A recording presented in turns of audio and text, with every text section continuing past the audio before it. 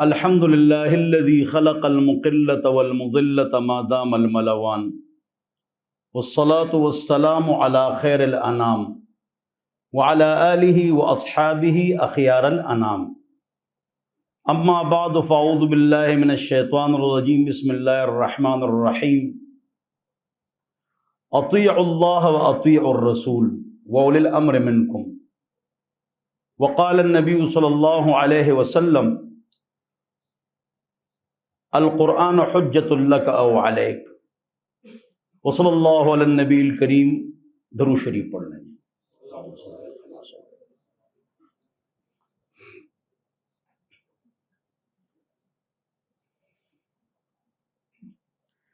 سب سے پہلی بات تو یہ ہے کہ ٹاپک جو ہے یہ بہت مشکل ہے جو آپ لوگوں نے میرے حوالے کیا ہے۔ مطلب یہ ہے کہ میرے لیے تو آسان ہے، لیکن وہ ٹاپک میں آپ کو سمجھاؤں یہ بہت مشکل ہے، لیکن میں اپنی کوشش کروں گا کہ آپ کو سمجھا لوں۔ تو تسبیح جیب میں ڈالو اور بعد میں خوب ذکر کرو، ابھی بیان غور سے سنو۔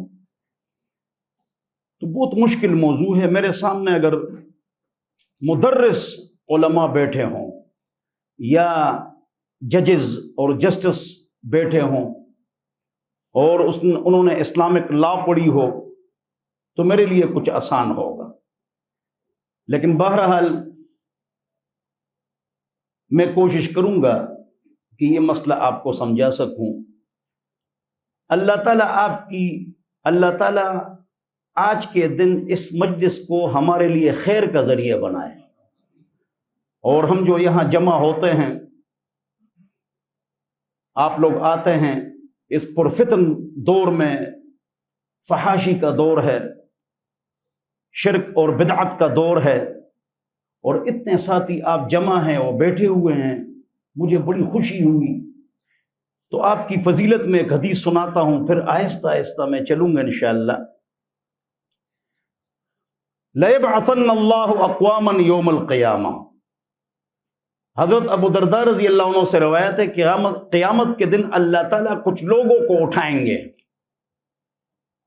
فی وجوہہم النور، قیامت کے دن ان کے چہروں میں نور ہوگا، روشنی ہوگی، علی منابر اللؤلؤ، اور وہ موتیوں کے ممبروں پر ہوں گے، یغبطہم الناس، لوگ ان پر رش کریں گے کہ واہ واہ کیا عزت اللہ نے ان کو دی ہے۔ عجیب بات، لیسو بانبیاء ولا شہداء، وہ نبی اور شہید نہیں ہوں گے، پھر بھی ان کی اتنی عزت ہوگی۔ قال اعرابی، ایک دیہاتی نے کہا، حلہم لنا نعرفہم، آپ ان کی صفات بیان کیجئے یا رسول اللہ، کہ ان کے اندر کون سی ایسی صفات ہوں گی جو ان عزتوں کے مالک ہوں گے قیامت کے دن۔ تو حضور اکرم صلی اللہ علیہ وسلم نے فرمایا، ہم المتحابون فی اللہ، یہ وہ لوگ ہوں گے جو آپس میں ایک دوسرے کے ساتھ اللہ کی رضا کے لیے محبت کرتے ہوں گے۔ اب آپس میں آپ کا جو تعلق ہے، سسر ساس، چچا زاد ماموزاد، خالازاد، بہن بھائی، چچا مامو، کزن، سسر ساس، بہو داماد، پھوپھی خالہ، کوئی تعلق نہیں ہے۔ آپ کو قرآن نے یہاں پر اکٹھا کیا ہے، قرآن نے، حدیث نے، فقہ نے، شرعی مسائل نے، صرف نے، نحو نے، علم ادب نے، یعنی آپ کو دین نے اکٹھا کیا ہے۔ ہم المتحابون فی اللہ، ان کی آپس میں محبت جو ہوگی وہ کیوں ہوگی؟ اللہ کی رضا کے لیے۔ اللہ کی رضا کے لیے محبت کی کیا علامت ہے پتہ ہے؟ وہ ٹوٹتی نہیں۔ اللہ کے لیے محبت ٹوٹتی نہیں، جس طرح اللہ کی توحید والی رسی چھوٹ تو سکتی ہے، ٹوٹ نہیں سکتی ہے۔ العروہ الوثقی لا انفصام لها، اللہ کی توحید والی رسی آپ سے چھوٹ تو سکتی ہے، مجھ سے چھوٹ تو سکتی ہے، لیکن ٹوٹ نہیں سکتی۔ اللہ کے لیے جو محبت ہے وہ ٹوٹتی نہیں، وہ موت تک ہوتی ہے، آخرت تک ہوتی ہے۔ اللہ کے واسطے جب ہو محبت اسے ہر حال میں بے شک بقا ہے، سوائے اس کے جو محبت ہے جہاں میں، وہ خود غرضی کے شعلوں میں فنا ہے۔ اللہ کے لیے محبت ٹوٹتی نہیں ہے۔ تو آپ کی بڑی فضیلت ہے کہ آپ اللہ کی رضا کے لیے یہاں جمع ہیں، ماشاء اللہ۔ اللہ تعالیٰ آپ کے جمع ہونے کو اپنے در میں قبول فرمائے۔ پہلی بات تو یہ ہے کہ علامہ شاہ اللہ محدث دہلوی رحمہ اللہ یہ 1700 کے آدمی ہیں، اور 1700 میں صنعتی انقلاب بھی آیا تھا۔ اس وقت مستورات باہر نکلی، یہود و نصارہ، ایتھیسٹ، سیکولر، مسلمان، تمام دنیا کی عورتیں گھر کے اندر تھی۔ عورت کب گھر سے باہر نکلی ہے؟ جب 17ویں عیسوی میں انقلاب آیا کہ ایک آدمی جائے نوکری کرے تو اس کی بیوی بھی تنخواہ لائے نا، تو اس وقت سے عورت نکل گئی۔ پھر یہود نصارہ کی عورتیں نکل گئی، پھر اس کے بعد وہ سارے تھک گئے تو ہم ان کی اب نقالی فی الحال کر رہے ہیں۔ اگرچہ وہ گورباچوف نے کتاب لکھی ہے سوشلزم کی تعمیری نو، اللہ کو نہیں مانتا، وہ کہتا ہے کہ ہم نے عورتوں کو باہر نکالا کہ تاکہ 2 تنخواہیں آئیں۔ یہ حوالہ لکھو، ریفرنس، یہ آپ کو کام آئے گا۔ 2 تنخواہیں آئیں۔ سوشلزم کی تعمیری نو رشین زبان میں، پھر انگلش میں ترجمہ ہو گیا۔ اے پی ایس اسلام آباد والوں نے، APS اسلام آباد نے اس کو اردو میں ترجمہ کیا ہے، صفحہ نمبر 117، کہ ہم نے عورتوں کو باہر نکالا 17ویں عیسوی میں تاکہ 2 تنخواہیں آئیں، اور ہمارا گھریلو سسٹم تباہ ہو گیا، غرق ہو گیا۔ اب ہم ایسے پروگرام چلائیں گے تاکہ عورت دوبارہ گھر میں واپس آئے۔ تو جب صنعتی انقلاب آیا 17ویں عیسوی میں، یہ شاہ اللہ رحمہ اللہ ان کا وہی زمانہ ہے۔ آپ حیران ہوں گے کہ علماء دیوبند، بریلوی، اشاعت، الہدا، اہل حدیث بزرگ، ہمارے جتنے بھی ہمارے یہ اسکول آف تھاٹس ہیں، ہمارے بزرگ ہیں، ہمارے بڑے ہیں سارے، یہ گلدستہ کے مختلف پھول ہیں سارے، ہاں، تو یہ سب شاہ ولی اللہ محدث دہلوی رحمہ اللہ کی قدر کرتے ہیں، عزت کرتے ہیں، سب کرتے ہیں۔ یہ بھی ضروری بات ہے۔ تو 17ویں عیسوی کے شروع میں حضرت پیدا ہوئے ہیں، اور ان کا فقہی منہج کیا تھا۔ تو یہ بہت بات کی بات ہے۔ پہلے میں آپ کو ضروری باتیں بتاؤں گا تاکہ آپ کو یہ موضوع سمجھ میں آ جائے۔ اجتہاد، انٹرپریٹیشن، تقلید، امیٹیشن، کسی کے پیچھے جانا، یہ بہت معرکۃ الآراء مسئلہ ہے۔ تو پہلے آپ کو فقہ سمجھاؤں، کیا سمجھاؤں؟ فقہ، پھر بعد میں یہ موضوع سمجھ میں آپ کو آئے گا۔ تو پہلی بات یہ ہے کہ جب قرآن و حدیث موجود ہے تو فقہ کی ضرورت کیا ہے؟ قرآن و حدیث ہے نا، اس میں سب کچھ ہے، تو فقہ کی کیا ضرورت ہے؟ پہلے اس مسئلے کو آپ سمجھیں۔ اور اجتہاد کہاں پر ہوتا ہے؟ انٹرپریٹیشن، اور انٹرپریٹیٹر مجتہد کون ہوتا ہے؟ اس پر بھی گفتگو کرتے ہیں ترتیب وار، آرام آرام سے۔ فقہ کی ضرورت کیا ہے؟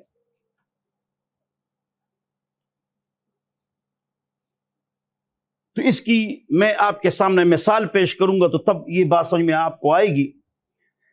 اذا وقع الذباب في طعام احدكم فامقلوه ثم امقلوه ثم امقلوه فإن في احدى جناحيه داء وفي الاخرى شفاء۔ جب مکھی کھانے پینے کی چیز میں گر جائے تو اس کو غوطہ دے دو 3 مرتبہ، پھر اس کو گرا دو مکھی کو اور اس کو پی لو۔ اگر نہ پیو تو جائز ہے، لیکن اگر پینے 3 غوطے دینے ہیں۔ اب توجہ سے سنو، فقہ کی ضرورت۔ ہم نے کسی سے پوچھا کہ اگر پانی میں، شوربے میں، چائے میں، دودھ میں مکھی گر جائے تو ہم کیا کریں؟ وہ یہ حدیث فوراً سنائے گا، اس پر عمل کرو۔ اب وہ پلٹ کے سوال کرتا ہے، اگر پسو گر جائے اور جگنو گر جائے اور کان میں جو جاتا ہے اس کو کیا کہتے ہیں؟ کان، ہاں، وہ اگر گر جائے اور کھٹمل گر جائے تو پھر کیا کریں گے؟ اب یہاں کام خراب ہو گیا. مکی کا جواب تو ہمارے پاس آ گیا کس میں؟ حدیث میں. اب یہ جو 50,000 سینکڑوں چھوٹے چھوٹے اگر وہ گر جائے تو پانی پاک ہے ناپاک ہے؟ سوال، sign of interrogation, answer question session. اب یہ ادھر کیا کریں گے؟ یہاں فقہ کی ضرورت پیش ہے. تو فقہا نے کیا کہا؟ فقہا نے کہا ذکر مکی کا ہے. فقہ سمجھو، ذکر مکی کا ہے، لیکن مراد ہر وہ جانور ہے جس میں ذاتی خون نہ ہو. تو ہر وہ چھوٹا جانور جس میں ذاتی خون نہ ہو اور پانی میں، شوربے میں، دودھ میں گر جائے تو اسے دودھ، شوربہ اور پانی ناپاک نہیں ہوتا. یہ فقہا نے کہا. ایک کا جواب ہے، 50 کا جواب نہیں ہے. تو فقہ کی ضرورت کہاں پیش آتی ہے؟ آپ نے مثال سے سمجھ لی.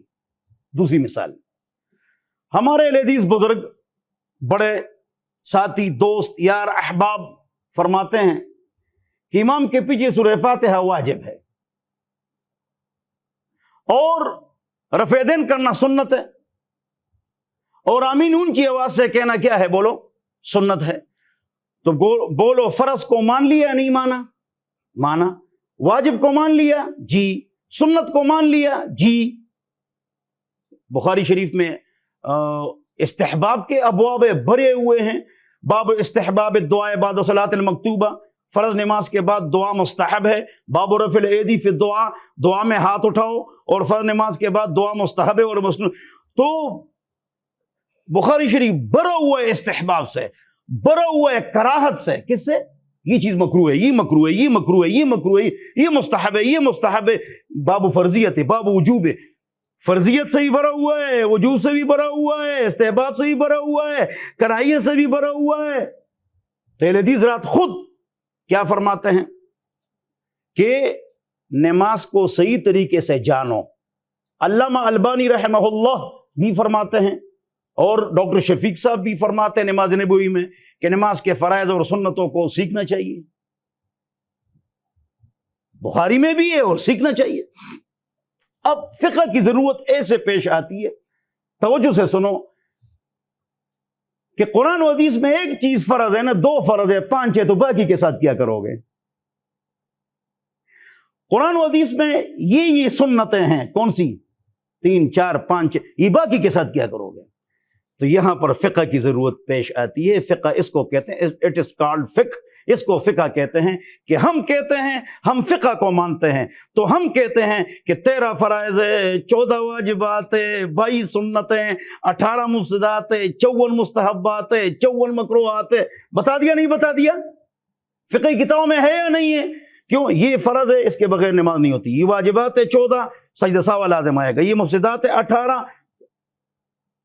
تو ہم مانتے ہیں فرض کو، واجب کو، سنت کو، مستحب کو، مکروہ کو. تو ہم تعداد بھی بتاتے ہیں. کیا بتاتے ہیں؟ کہ یہ ہے، یہ ہے، یہ ہے. ورنہ اگر کوئی آدمی فقہ کو نہیں مانے گا تو 1، 2، 3 چیزوں کو تو وہ فرض کہہ دے گا، باقی خیر خیریت ہوگی.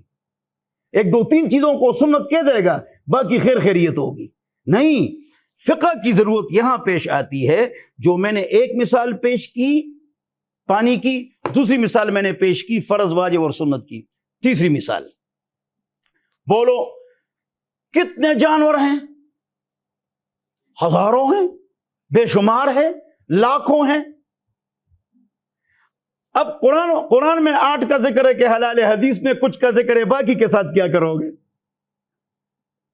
باقی کے ساتھ کیا کرو گے؟ کون سے جانور حلال ہے، کون سے حرام ہیں؟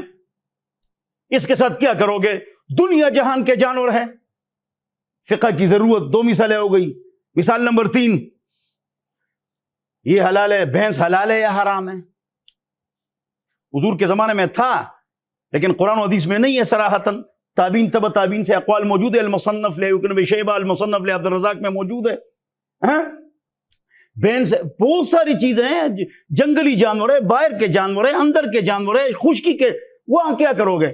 تو فقہا نے کیا کہا؟ دیکھو، فقہا نے کہا، بولو، بکری کے نیچے کے دانت ہوتے ہیں یا اوپر کے؟ بولو نا، شاباش. فقہا نے کہا جس کے نیچے کے دانت ہوں اور اوپر کے نہ ہو اور جگالی کرے تو وہ حلال ہے باقی حرام ہے. ایسا ترازو آپ کو دے دیا, بس ترازو ذہن میں رکھو, یہ حلال ہے تو یہ حرام, ٹک ٹک ٹک ٹک ٹک. اب قرآن و حدیث آپ کو سامنے رکھ لیا جائے, چلو بتاؤ کون سے حلال ہے کون سے حرام ہے. فقہ کی بات نہ کرو, قرآن و حدیث کی بات کرو, پھر آپ پھنس جائیں. اور یہ جو ہمارے فقہا ہے یہ بھی قرآن و حدیث میں ہے, یہ جو ائمہ مجتہدین ہیں ہمارے قرآن و حدیث میں ہیں, یعنی قرآن و حدیث ہی سے لیتے ہیں. ہمارے بخاری, مسلم, ترمذی, ابو داؤد, ابن ماجہ, نسائی, ہمارے بڑے اولیاء اللہ اور بزرگ ہیں, یہ قرآن و حدیث سے ہی مسائل نکالتے ہیں. یہ سب ضرورت, میں نے ایک پانی کی مثال, شوربے کی مثال دی, 2 فرض واجب کی مثال دی, 3 جانور کی مثال دے دی, کہ ایسا ترازو انہوں نے دے دیا کہ آپ اس پر یہ حلال ہے اور یہ کیا ہے حرام ہے. آئیے پرندے, کون سے پرندے حلال ہے اور کون سے حرام ہیں؟ قرآن و حدیث میں 2-3 ہوں گے تو باقی کے ساتھ کیا کرو گے؟ تو فقہا نے کہا ادھر جو ہم آپ کو قانون دیتے ہیں. فقہا قانون کہاں سے بناتے ہیں؟ قرآن و حدیث سے. اور وہ جو جانور حلال ہوتے ہیں اس میں غور کرتے ہیں. اٹ از کالڈ انٹرپریٹیشن, اس کو کہتے ہیں استنباط, اجتہاد, انٹرپریٹیشن. نظر, نون ضارا, نظر, درایت, رائے, اصحاب الرائے, اصحاب الرائے, یہ سب اجتہاد کے نام ہے, یہ یاد کرو. نظر, درایت, استنباط, اجتہاد, انٹرپریشن, درایت, یہ سب اجتہاد. بہت سارے پرندے, اب کون سے حلال ہے کون سے حرام ہے؟ جو چیر پاڑ کے کھائے, پنجا اور چونچ سے چیر پاڑ کے کھائے اور گنگ کھائے تو حرام ہے, باقی سارے حلال ہے. تو مینا اور طوطا کا ذکر تو قرآن حدیث میں نہیں ہے کہ حلال ہے, لیکن اس قانون نے ہم کو بتا دیا کہ حلال ہے یا حرام. یہ ترازو کون دیتا ہے؟ فقہا. کون دیتے ہیں؟ فقیہ. وہ ہم کو ترازو دیتا ہے کہ اس طرح ہے اور یہ کیا ہے, یہ اس طرح ہے. تو اس ترازو نے ہم کو بتا دیا میرے پاس 100 بھینسیں ہیں, 100 بھینسیں ہیں, میں کتنی زکوٰۃ دوں گا؟ قرآن و حدیث میں نہیں ہے. تو اس کا جواب کیا ہے؟ اس کا جواب یہ کہ وہ ہمارے فقہا نے فرمایا, کنز ہدایہ تمام فقہا نے کہا والجاموسو کالبقرے, والجاموسو کالبقرے, کہ جاموس یعنی بھینس یہ کس کی طرح ہے؟ گائے کی طرح ہے. جو حکم گائے کا ہے وہ بھینس کا ہے, جو بھینس کا ہے وہ گائے کا ہے. تو اس کا گوشت بھی حلال ہے, دودھ بھی حلال ہے. زکوٰۃ کس طرح دو گے؟ اگر 30 گائے ہے تو 1 گائے 1 سال کی, 4 گائے تو 1 گائے 2 سال کی. شرعی قانون ہے نا. جانوروں کی زکوٰۃ آپ کو معلوم ہے, یعنی 100 بھیڑوں میں 1 بھیڑ ہے, 100 بکروں میں 1 بکرا ہے, اور 30 گائے میں اور بھینسوں میں 1 گائے اور بھینس جو 1 سال کی, وہ 40 میں, بس 40 اور 30 سال کم کرتے جاؤ اور آگے جاتے جاؤ. لطیفہ, 5 اونٹوں میں 1 بکری ہے, 10 اونٹوں میں 2 بکریاں ہیں, 15 اونٹوں میں 3 بکریاں ہیں. حدیث 20 اونٹوں میں 4 بکریاں ہیں, 25 اونٹوں میں 1 اونٹ ہے 1 سال کا. اب 5 سال بڑھاتے جاؤ, اونٹ کا سال بڑھاتے جاؤ. تو اگر 25 ہے تو اگر 31 ہے تو پھر کیا ہے, 1 اونٹ ہے لیکن 2 سال کا. اگر 36 ہے تو پھر وہ سال بڑھاتے جاؤ. تو میں بتلا رہا تھا کہ جاموس, بھینس, اس کا ذکر قرآن حدیث میں نہیں ہے. اب اس کا گوشت بھی ہم نے کھانا ہے اور کھاتے ہیں, اور دودھ بھی پینے اور پیتے ہیں, اور قربانی میں بھی اختلاف ہے, ٹھیک ہے نا. میں یہاں اختلاف کی بات ہرگز نہیں کروں گا. آپ کو ایک موقف اور ایک نظریہ اور ایک چیز آپ کو میں نے سمجھانی ہے کہ فقہ کی ضرورت کیا, فقہ کی کیا ضرورت ہے. اس یہ موضوع آپ کو سمجھا رہا ہوں, پھر آگے فقہی منہج پر بعد میں آئیں گے, ٹھیک ہے نا جی. تو فقہا کی ضرورت کیا ہے, فقہ کی ضرورت کیا ہے, وہ میں نے آپ کو بتلا دیا ہے. تو پھر جو ہے نا ادھر دیکھو, یہ جو ہمارے 4 امام ہیں, کتنے امام ہیں؟ امام 4 نہیں, یاد رکھو, امام 350 سے زیادہ تھے. 350 سے زیادہ امام تھے, بہت امام تھے. شیخ اللہ صاحب کی ایک عبارت نقل کرتا ہوں، وہ فی الاربعۃ سر، چار میں اللہ کا راز ہے. 4 رسول، 4 کتابیں، 4 یار حضور کے، اور 4 امام، اور 4 فرشتے، 4 شادیاں، اور 4 4 4 4، یہ میں نے 85 جمع کیے ہوئے، کتنے 85 میں نے جمع کی، 4 4 4 4 4 4، تو پھر بات لمبی ہو جائے گی، تو اس کو یہاں سٹاپ کرتے ہیں. وَفِي الْأَرْبَعَةِ سِرٌ، 4 میں اللہ کا راز ہے. کیا راز ہے؟ اللہ خوب جانا ہے. کون فرماتے ہیں؟ جو ٹاپک والا ہمارا بزرگ شاہ ولی اللہ محدث دہلوی، وہ فرماتے 4 میں اللہ تعالیٰ کا راز ہے. تو ائمہ کتنے ہیں؟ سینکڑوں ہے. مقبولیت کن کو ہوئی؟ 4 کو ہوئی. کس نے کہا؟ شاہ ولی اللہ صاحب نے فرمایا. ٹھیک ہے نا جی. تو میں آتا ہوں اس کی طرف کہ جو ائمہ ہیں نا، ان کو بھی آپ سمجھ لو. اس دن مجھ سے کسی نے پوچھا، مجھ صاحب یہ جو امام بخاری ہے، امام ابو حنیفہ کے استاد ہیں. میں سمجھ گیا کہ اس کو تاریخ کا پتہ علم نہیں ہے. تو یہ بھی سمجھنا چاہیے، اس مسئلے کو بھی سمجھنا چاہیے، تاریخ کو بھی سمجھنا چاہیے. علامہ ابو الفدا اسماعیل ابن کثیر الدمشقی رحمۃ اللہ علیہ، تفسیر ابن کثیر والے، ان کی کتاب البدایہ والنہایہ، ابتدا انتہا، تو آدم علیہ السلام سے لے کر اپنے آپ تک 12 جلدوں میں پوری تاریخ کو اس نے البدایہ والنہایہ میں مدون کیا ہے. وہ فرماتے ہیں آدم علیہ السلام سے لے کر اب تک 8000 سال نہیں ہوئے ہیں. دنیا کے بہت سارے سال ہو گئے، کروڑوں اربوں، ہم کو کوئی پتہ نہیں، لیکن انسانیت کے کتنے سال ہو گئے؟ 7500 سال بھی نہیں ہوئے ہیں. یاد رکھو. تو پہلے اس کو سمجھو. پھر اس کے بعد محمد مصطفیٰ آئے صلی اللہ علیہ وسلم. جب محمد مصطفیٰ صلی اللہ علیہ وسلم تشریف لائے، وہ آپ کو پتہ ہے 23 سال گزار دیے. پھر 30 سال خلافت علی منہاج النبوہ. میں سمجھاتا ہوں آپ کو تاریخ، ٹھیک ہے نا. پھر اس کے بعد یہ جو واقعہ ہے، اس کے بعد ملوکیت ہوگی. کیا ہوگی؟ ملوکیت کا مطلب یہ گالی نہیں ہے کہ اس کو ہم گالی سمجھیں. ملوکیت ہوگی بس. جیسے داؤد علیہ السلام بادشاہ، پھر اس کے بعد اس کا بیٹا بادشاہ، پھر اس کا بیٹا بادشاہ. تو ملوکیت اچھی بھی ہو سکتی ہے اور بری بھی ہو سکتی ہے. تو اچھی ملوکیت بھی ہو سکتی ہے اور باپ کے بعد بیٹا آ سکتا ہے. کیا علی حیدر کرار، نامدار، عزت دار، علمدار، اہل بیت کے سردار، ہمارے سروں کے تاج، آنکھوں کا سرما، ان کے قدموں کی خاک، وہ ہماری جان اور آن، حضرت علی حیدر کرار. ان کے بعد بیٹے نہ آئے تھے نا، بیٹے آئے تھے. تو بیٹا بھی آ سکتا ہے اگر وہ اہل ہو. تو ملوکیت. تو 30 سال تک یہ کیا ہے؟ خلافت علی منہاج النبوہ. پھر آگے اس کو ذرا غور سے سنو. یہ جو امام حنیفہ ہے نا، یہ 80 ہجری کا آدمی ہے. کس کا آدمی ہے؟ 80 ہجری. تاریخ کو یاد کرو. امام حنیفہ رحمۃ اللہ فرماتے من کتب ضبط ومن حفظ نسیا. جس نے لکھ لیا اس کو یاد ہو گیا، جس نے یاد کیا جب کل بھول جائے گا تو کہاں دیکھے گا، لہذا لکھ لیا کرو.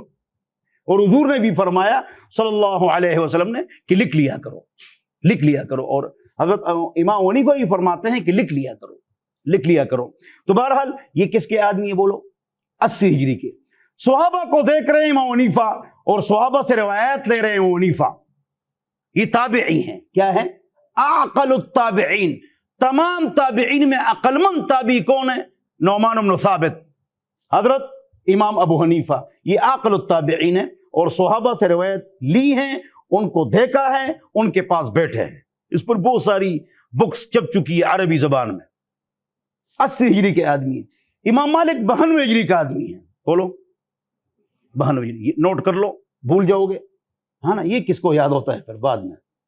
92 ہجری کا. ادھر دیکھو، 92 ہجری میں محمد بن قاسم روڑی اور سکر کو فتح کر کے، سندھ کو فتح کر کے اس کو باب الاسلام بنا رہے ہیں.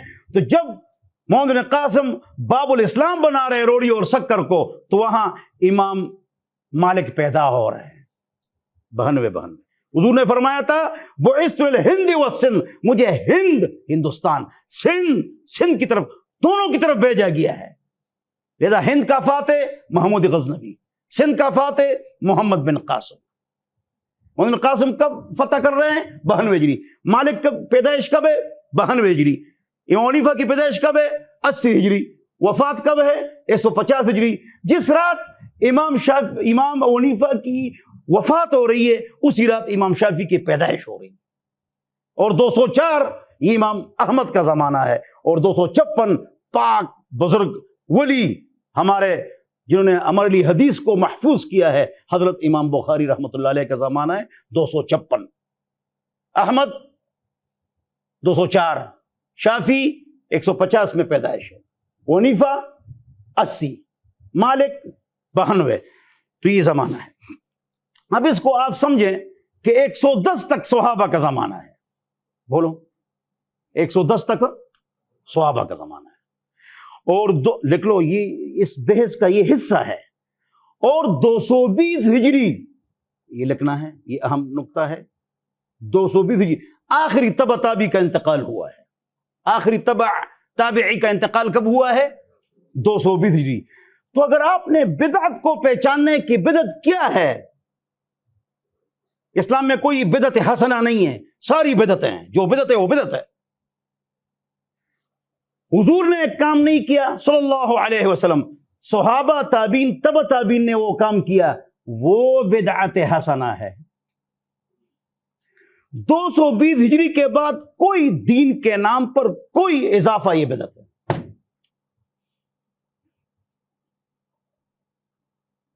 مینار، محراب، یہ قرآن میں جو محراب ہے نا، قرآن میں زکریا المحراب، تو محراب سے مراد مولوی کا کمرہ ہے جس میں مولوی بیٹھتا ہے، اس کو محراب اس لیے کہتا ہے، یہ حرف سے، حرف کے معنی لڑائی، اس میں مولوی شیطان سے لڑتا ہے، نفس سے لڑتا ہے اور دین کی خدمت کرتا ہے، اس لیے اٹ از کالڈ محراب، اس کو کہتے ہیں محراب۔ یہ جو امام کھڑا ہوتے ہیں سامنے، جس کو آپ محراب کہتے ہیں، نہ قرآن میں نہ حدیث میں ہے، اور نہ قرآن والا محراب اس کو کہتے ہیں، مولوی کے کمرے کو کہتے ہیں۔ محراب کس کو کہتے ہیں؟ یہ مولوی کا کمرہ۔ یہ جو ہمارے سامنے محراب اور مینار ہے، یہ عمر ابن عبدالعزیز رحمت اللہ علیہ نے بنایا، حضور صحابہ نے نہیں بنایا، تو بدعت ہے؟ نہیں، یہ بدعت حسنہ ہے۔ کیوں؟ اس لیے کہ اس زمانے میں یہ بنا جس کی حضور نے تعریف کی ہے صلی اللہ علیہ وسلم، خیر القرون قرنی ثم الذین یلونہم ثم الذین یلونہم، یہ حدیث ہے، یہ ہم آپ سب کو یاد ہے، اور تمام علماء پوری دنیا میں کہتے ہیں خیر القرون قرنی، یہ سب کہتے ہیں، آپ بھی کہتے ہیں، لیکن یہ حدیث نہیں ہے۔ خیرکم قرنی، یہ الفاظ صحیح ہے، خیر القرون قرنی، خیر القرون، القرون کے الفاظ حدیث میں نہیں، خیرکم قرنی ثم الذین یلونہم ثم الذین یلونہم، یہ حدیث صحیح ہے، اور ٹھیک ہے۔ تو 220 ہجری کے بعد کیا ہوا ہے بولو؟ تبع تابعین کا زمانہ ختم ہو گیا۔ تو اس کے 220 ہجری کے بعد جو بھی دین میں اضافہ ہوگا، دین کے نام پر، سائنسی ٹیکنالوجی نہیں، موبائل نہیں، لاؤڈ سپیکر نہیں، کیا دین میں دین کا اضافہ، دین سمجھ کر اس پر لڑائی کرنا، دین میں دین کا اضافہ، دین میں دین کا اضافہ، دین سمجھ کر اور اس پر لڑائی کرنا، چار باتیں غور سے سنو، تو وہ کیا ہوگی؟ بدعت ہوگی۔ اللہ ہماری حفاظت فرمائے۔ یہ دن کیوں تباہ ہے پتہ ہے؟ دن کیوں برباد ہے؟ اس دن میں 3 ٹی وی 5 ریڈیو پر بولتا ہوں، کسی نے ٹی وی میں پوچھا یہ حق پر کون ہے؟ اتنے فرقے، اتنی جماعتیں، اتنا اسکول آف تھاٹس ہیں، اتنی دنیا ہے، یہ ہم کس کو کہیں کہ یہ جائز ہے ناجائز ہے، یہ صحیح فرقہ ہے یہ غلط ہے، ہم کس کے پیچھے جائیں، کہاں جائیں؟ تو میں نے کہا 5 باتوں پر عمل کرو، 5 باتوں پر عمل کرو تو سب کے پیچھے جاؤ، اور جس میں 5 باتیں ہوں وہ پکا مسلمان ہے۔ یاد کرو، کل آپ سے کوئی سوال کر سکتا ہے، بھائی بہت سارے فرقے ہیں، جماعتیں، اسکول آف تھاٹس ہیں، ہم کس کے پیچھے جائیں؟ تو آپ اس کو یہ جواب دیں کہ سارے مسلمان ہیں۔ کیا کہو؟ سارے مسلمان ہیں، ہم رب کے ہیں، رب ہمارے ہیں، ہم سب کے ہیں، سب ہمارے ہیں۔ امت کو جوڑنا ہے۔ اس دن مجھ سے کسی نے پوچھا کہ اہل حدیث مسلمان ہیں ٹی وی میں، یعنی لوگوں کے ذہن کو دیکھو، یعنی ان کو مسلمان بھی نہیں سمجھتے کہ اہل حدیث مسلمان ہیں۔ میں نے کہا ہم سے اچھے مسلمان ہیں۔ کہ ہم سے اچھے کیوں ہیں؟ میں نے کہا وہ شرک و بدعت سے بچتے ہیں۔ اصل تو چیز شرک و بدعت ہے۔ آج شرک و بدعت کو ختم کرو، تمام جماعتیں ایک ہو جائیں گی۔ یہ جو افتراق ہے، اختلاف ہے، شرک اور بدعت کی وجہ سے۔ توحید و سنت پر آ جاؤ، اختلاف ختم۔ ہر فرقے میں دیکھو، ہر فرقہ جو برباد ہے، ہم کسی کا نام نہیں لیتے ہیں نا، ہاں، تو اس کی وجہ یا شرک ہے یا بدعت ہے. شرک بدعت ختم کرو، توحید و سنت لے اور اختلاف ختم. تو میں نے کہا تمام اسکول آف تھاٹس، دیوبندی، اہل حدیث، جماعت اسلامی، ڈاکٹر اسلام صاحب، الہدا والے، اشاعت کے بزرگ، یہ لوگ جتنے بھی مکاتب فکر ہیں باہر ملکوں میں بھی، بولو قرآن کو مانتے ہیں جی کہ یہ حق کتاب ہے، اس میں کوئی تحریف نہیں ہوئی جی. حدیث کو مانتے ہیں کہ یہ حجت ہے، کہہ رہے جی. میں نے کہا ختم نبوت کو مانتے ہیں، کہہ رہے جی. میں نے کہا سارے مسلمان ہیں. یہ جو اختلاف ہے، اختلاف یا انتظامی ہے، یہ فرماتے ہیں اس طرح کام کرنا چاہیے، یہ فرماتے ہیں اس طرح کام کرنا چاہیے، یہ فرماتے ہیں اس طرح کام کرنا چاہیے. مسلمان تینوں ہے، لیکن اختلاف انتظام کا ہے. یا اختلاف یہ ہے ہاتھ نیچے باندھیں یا اوپر. امام ترمذی نے فرمایا فوق السرہ و تحت السرہ وکل ذلک واسع، ناف کے اوپر ہاتھ باندھو یا نیچے ہاتھ باندھو، سب کی اجازت ہے. لڑائی جھگڑے مت کرو، رفع دین کرو مت کرو، امین آہستہ کہو، ان کی آواز سے کہو، یہ کوئی مسئلہ ہی نہیں ہے. تو اختلاف یا فروعی ہے، فروعی مسائل کا اختلاف ہے، فروعی مسائل کا اختلاف ہے، یا انتظامی ہے، یا پیٹ کا اختلاف ہے. بولو کس کا اختلاف ہے؟ چلو ایک لطیفہ بھی ہونا چاہیے، یہ نہیں کہ ہم ایسے بیٹھے جیسے کہ کوئی فوتگی ہو گئی ہے، تو گپ شپ بھی ہونی چاہیے.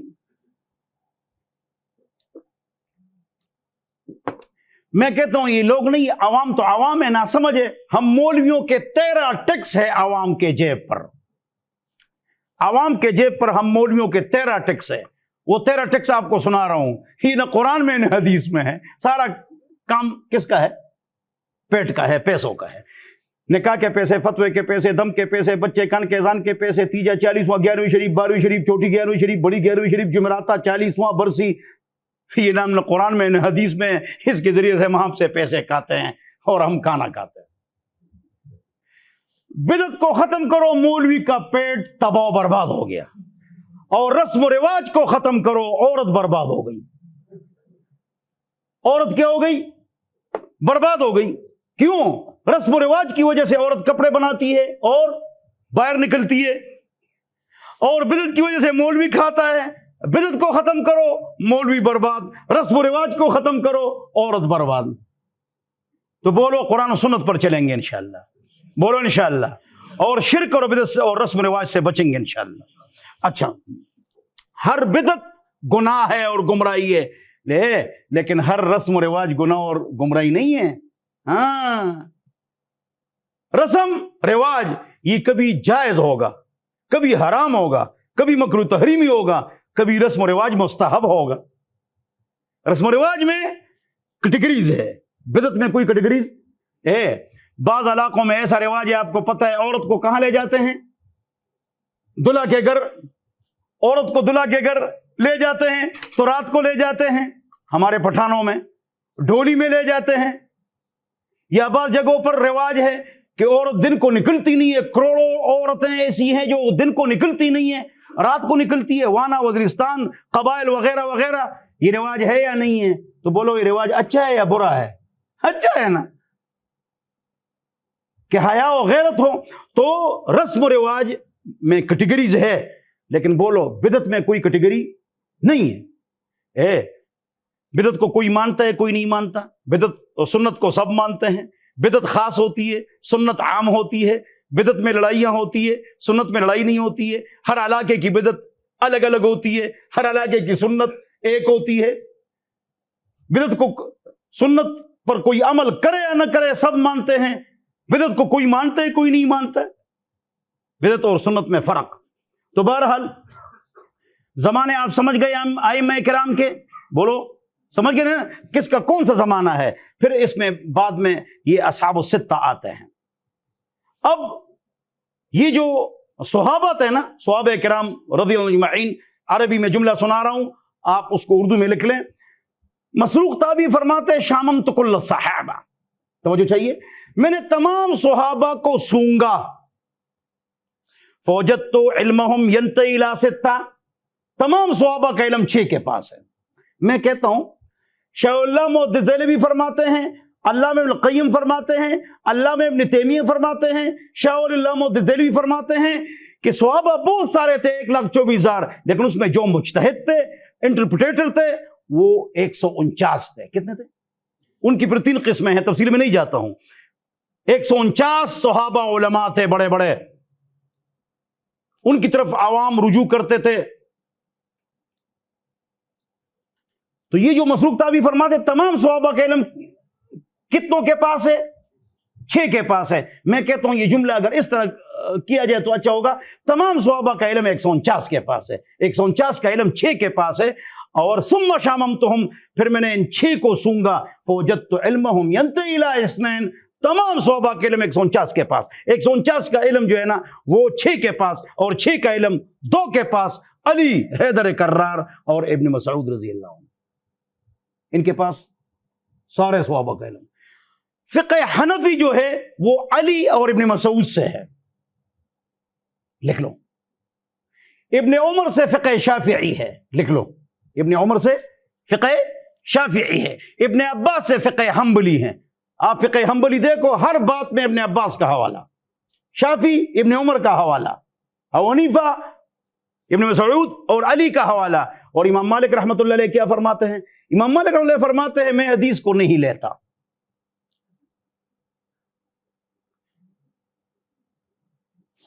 امام مالک فرماتے ہیں کہ ابھی ابھی حضور اور صحابہ کا انتقال ہوا ہے، تو یہ جو مدینہ منورہ ہے کیا ہے؟ ابھی ابھی اس سے حضور اور صحابہ گئے ہیں، تو بس یہ جو مدینہ والوں کا تعامل ہے، جو چلت اور پھرت اور انداز اور رفتار اور گفتار اور مسائل اور علم ہے، بس جو مدینہ میں چل رہا ہے نا، تو میں صرف اس کو مانتا ہوں۔ اس کے سامنے اگر حدیث بھی آ جائے تو میں اس کو مانتا نہیں ہوں، میں تعامل اہل مدینہ کو لیتا ہوں، تعامل اہل مدینہ کو لیتا ہوں۔ تو ائمہ میں اختلاف ہے، بہت سارے ائمہ تھے، ان میں بھی اختلاف تھا، چاروں اماموں بھی اختلاف تھا، ابو حنیفہ کے شاگردوں میں ابو حنیفہ سے بھی اختلاف تھا۔ مجتہد سے اختلاف کر سکتا ہے، عام آدمی مجتہد سے اختلاف نہیں کر سکتا ہے۔ اب آتے ہیں شاہ اللہ محدث دہلوی رحمۃ اللہ علیہ کی طرف، اپنے موضوع کی طرف۔ شاہ اللہ محدث دہلوی رحمۃ اللہ علیہ کو آپ اس طرح لے لینا، میرے خیال میں کہ میں نے دل میں جو سوچا آپ کے سامنے بولوں گا۔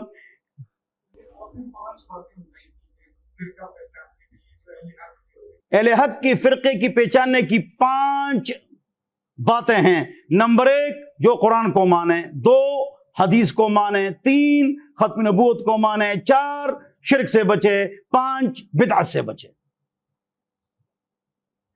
یہاں ابن القیم، ابن تیمیہ، انہوں نے ایک اور عجیب بات کی ہے، صحیح فرقے کی پہچان کی ایک عظیم نشانی 4 نشانیاں بتائی ہیں حضرت نے۔ کس کی؟ صحیح فرقے کی، صحیح جماعت کی۔ وہ فرماتے ہیں کہ ہر ایک کتاب لکھے گا اور تقریر کرے گا کہ میں اہل حق ہوں۔ اہل حق کی 4 نشانیاں ہیں۔ کتنی نشانیاں ہیں؟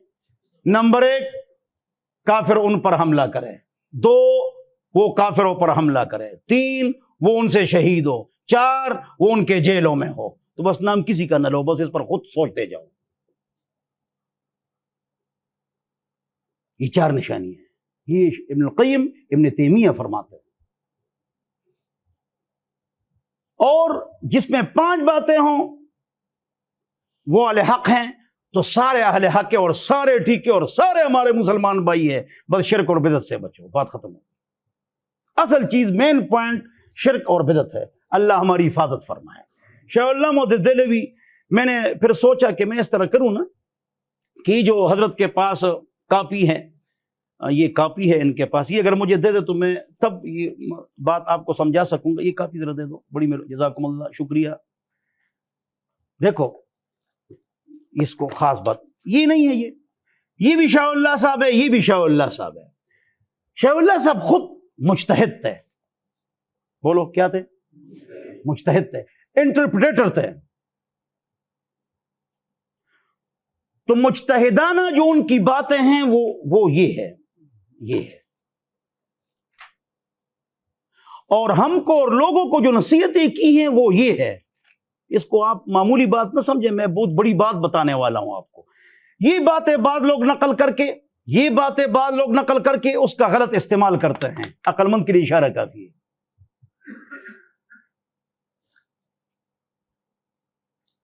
میں محتاط گفتگو کروں گا، میں اختلاف کرنے کے لیے نہیں آیا ہوں. تو یہ اس کو غلط استعمال کرتے ہیں. اور یہ جو حضرت کی گفتگو ہے جو ہمارے لیے ہے وہ آپ کے سامنے شیئر کرتا ہوں. وہ یہ ہے کہ دیکھو کہ امام شاہ اللہ محدث دہلوی خود مجتہد تھے، اور انہوں نے فرمایا کہ امام ابو حنیفہ رحمۃ اللہ علیہ کی تقلید میرا دل نہیں چاہتا. اور ابو بکر رضی اللہ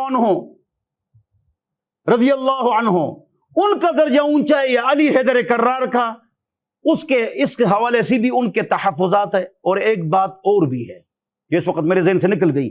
انہوں نے فرمایا کہ چونکہ اس کے ساتھ تدلی الہی ہے، اللہ تعالیٰ کا رحمت خاصہ ہے، لہذا میں نے اپنے آپ کو فقہ حنفی کا پابند بنایا ہے. اگرچہ وہ خود کیا تھے؟ مجتہد تھے حضرت، ان کی وہ الگ گفتگو ہے.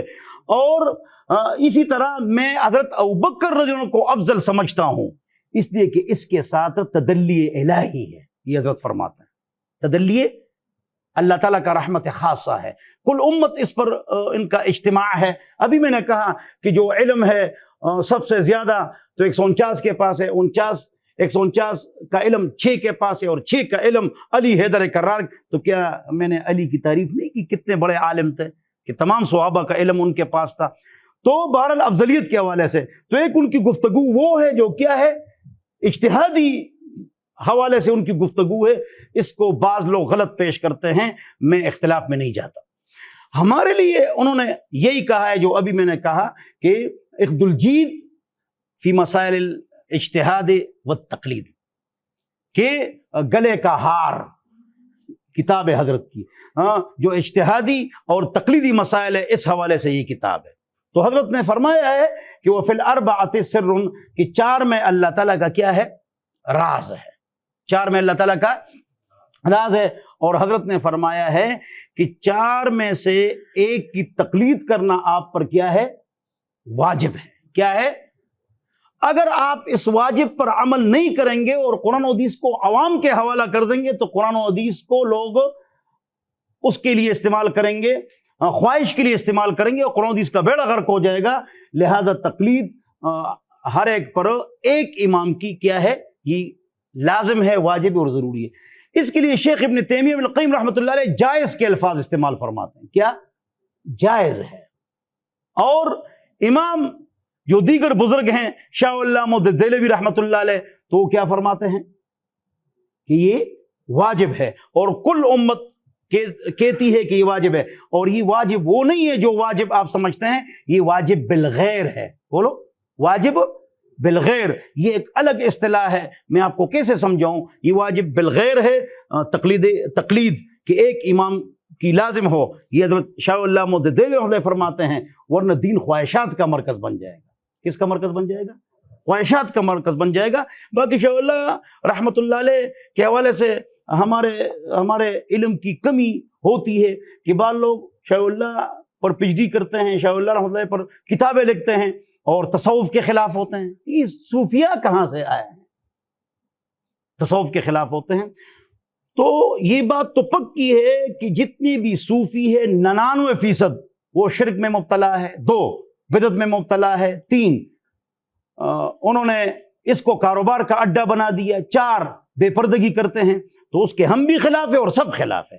لیکن اصل جو تصوف ہے نا، شاہ اللہ محدث دہلوی رحمۃ اللہ نے اس پر کتاب لکھی القول الجمیل. کیا لکھی ہے؟ لکھ لو القول الجمیل. وہ آپ ابھی ڈاؤن لوڈ کر لیں گوگل سے. تو القول الجمیل حضرت نے کتاب لکھی ہے شاہ اللہ محدث دہلوی رحمۃ اللہ نے. ایک عالم سے میری گفتگو ہوئی جس کو آپ جانتے ہیں، لیکن آپ کے سامنے نام میں نہیں لیتا ہوں. بہت بڑے عالم ہیں، آپ ان کو جانتے ہیں، یہ تصوف کے حوالے سے. تو وہ کہہ رہے تصوف بالکل غلط ہے. تو میں نے کہا شیخ ابن القیم، میں نے تھانی صاحب کا حوالہ دیا کہ رے وہ پھسل گئے تھے، میں نے القول الجمیل کا حوالہ دیا تو انہیں فرمایا میں ان کو بھی نہیں مانتا۔ تو میں نے کہا پھر تو آپ سب سے رخصت ہو گئے۔ میں نے کہا یہ بتاؤ ابن القیم ابن تیمیہ کو مانتے ہو؟ کہہ رہے ہاں ان کو مانتا ہوں۔ میں نے کہا ان کی کتاب ہے مدارج السالکین، یہ کس کی کتاب ہے؟ مدارج السالکین، یہ ابن القیم کی کتاب ہے، یہ تصوف کے موضوع پر ہے اور یہ شرح ہے۔ جس طرح ہوتا ہے نا ٹیکسٹ اور ٹیسٹ پیپر، ٹیکسٹ متن، ٹیسٹ پیپر تشریح، تو ٹیکسٹ اس کا جو ہے نا ایک پٹھان عالم ہے افغانستان کا، وہ بہت بڑے صوفی تھے، وہ اس کا متن ہے، اور مدارج السالکین یہ اس کی شرح ہے۔ میں صوفیہ کے سخت خلاف ہوں، ان میں شرک و بدعت ہے اور سنت کے مطابق ان کی زندگی نہیں ہوتی، اور اللہ تعالیٰ ان کو ہدایت عطا فرمائے، ہاں، لیکن اصل تصوف کا انکار یہ مناسب نہیں ہے۔ شاہ اللہ صاحب رحمہ اللہ نے اس پر القول الجمیل کتاب لکھی، ابن القیم رحمہ اللہ نے یہ دو مدارج السالکین کتاب لکھی۔ یہ تصوف ہی کی جو اصطلاح ہے اور جو شرح ہے، اس کا جو ماتن ہے ٹیکسٹ، وہ پٹھان عالم ہے افغانستان کے، وہ اس کا متن ہے۔ شاہ اللہ یہ ابن القیم ابن تیمیہ فلاسفہ متکلمین صوفیوں کے خلاف تھے، فلاسفہ متکلمین صوفیوں کے خلاف تھے۔ اس کے علاوہ انہیں تو رسالہ قشیریہ کی تعریف کی ہے اور بزرگوں کی تعریف کی ہے اپنے مجموعۃ الفتاوی، ان کی کتابیں 27-28 جلدوں میں نے پڑھی ہے ساری الحمدللہ۔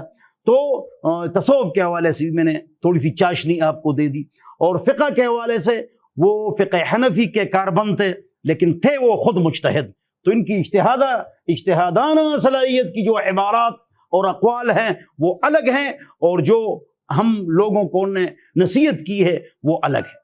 اگلی بات یہ کہ دو جگہوں پر تقلید کی جاتی ہے اور دو جگہوں پر اجتہاد کیا جاتا ہے، اور دو جگہوں پر تقلید نہیں کی جاتی اور دو جگہوں پر اجتہاد نہیں کیا جاتا۔ جو عقائد کے مسائل ہیں اس میں کسی کی تقلید نہیں ہے اور نہیں اس میں اجتہاد کی ضرورت ہے۔ اشاعرہ اور ماتریدی کا جو اختلاف ہے یہ اس کا اختلاف ہے کہ عقیدے کی اس مسئلے کی ہم کس طرح توضیح کریں، یہ اختلاف ہے۔ اصل مسئلے میں اختلاف نہیں ہے، ان کا اختلاف آپس میں لفظی ہے اور معنوی اختلاف ان کا آپس میں نہیں ہے۔ تو عقیدہ کے مسائل میں کسی کی تقلید نہیں ہے، اور وہ مسائل جس کا آپس میں کلیش اور اختلاف نہیں ہے، نماز روزہ حج زکوٰۃ اشراق چاش تلاوت، جتنی بھی مسائل ہے غیر اختلافی ہے، اس میں بھی نہ اجتہاد ہے نہ تقلید ہے۔ دو جگہوں پر توجہ چاہیے۔ آخری بات ہے، بات ختم کرنے والا ہوں، پھر آپ سوال اگر کوئی کرنا چاہیں تو سوال کر سکتے ہیں، نماز بھی پڑھنی ہے۔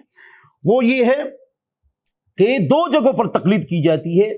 ایک وہ مسئلہ جو قرآن و حدیث میں ہے اور اس میں تو اختلاف نہیں ہے، لیکن ہمارے ذہنوں میں ہم جب اس پر سوچتے ہیں تو اختلاف نظر آتا ہے کہ رفع دین کرنا چاہیے نہیں کرنا چاہیے، آمین بالجہر کرنا چاہیے نہیں کرنا چاہیے، ہاتھ کہاں باندھنا چاہیے۔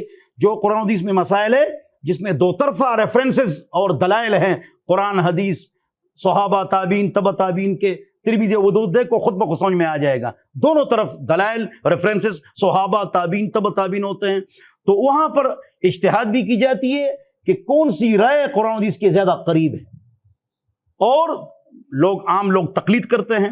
اور ایک وہ جگہ دوسری، قرآن حدیث میں وہ مسئلہ ہے لیکن اختلاف ہے، بتا دیا، قرآن حدیث میں وہ مسئلہ ہی نہیں ہے، ظاہراً کیا ہوگا، کیوں نہیں ہوگا، ہم کو نظر نہیں آ رہا ہے، اس میں اجتہاد کیا جاتا ہے۔ اس کی مثال میں نے آپ کو کیا دے دی؟ اگر مکھی گر جائے کھانے پینے کی چیز میں تو جواب حدیث میں موجود ہے، لیکن بہت سارے چھوٹے جانور گر جائے تو پھر کیا کریں گے؟ یا 100 بھینسوں میں کتنی زکوٰۃ ہے؟ تو جو مسئلہ قرآن حدیث میں یا اس میں آپس میں کلیش ہے ہماری نظر میں، یا وہ ہے نہیں، وہاں پر تقلید کی جاتی ہے، وہاں پر اجتہاد کیا جاتا ہے۔ میری بات آپ سمجھ کے نہیں سمجھے؟ دو جگہوں پر تقلید کی جاتی ہے اور دو جگہ پر اجتہاد کیا جاتا ہے۔ بہرحال میرے خیال میں اتنا سبق کافی ہے، یعنی کہ پورا دن آپ کے دماغ میں آج ہی انڈیل دوں، پھر انشاءاللہ آتے رہیں گے اور آپ کے ساتھ گپ شپ لگاتے رہیں گے۔